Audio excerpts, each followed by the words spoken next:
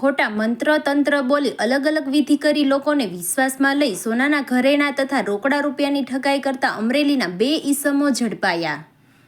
Bhavnagar parole flow સ્ક્વોડના police સ્ટાફના માણસો શહેર વિસ્તારમાં પેટ્રોલિંગમાં હતા। તે દરમિયાન સ્ટાફને બાતમી મળી હતી કે શહેરના ભાવનગર રાજકોટ ચિત્રા ઓમ પાર્ટી પ્લોટની પાસે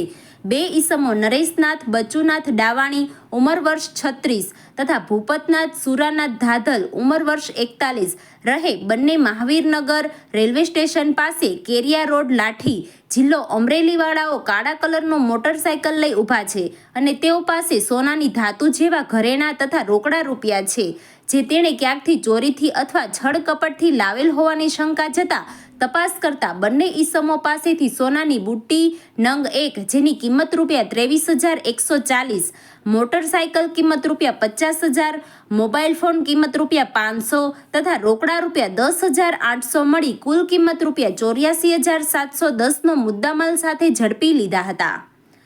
આ બંને ઈસમોને સોનાના ઘરેણાં તથા રોકડા રૂપિયા અંગે તેની પૂછપરછ કરતા તેઓએ ગઈ તારીખ 29 સપ્ટેમ્બરના રોજ ભાવનગર શહેર ઇન્દિરાનગરમાં એક ઘરે જઈ માણસોને તંત્ર મંત્ર કરી અલગ અલગ વિધિ કરી વિશ્વાસમાં લઈ તેઓ પાસેથી વિધિ કરવાના બહાને સોનાના ઘરેણાં તથા રોકડા રૂપિયા લઈ લીધેલ હોવાની કબૂલાત કરી હતી।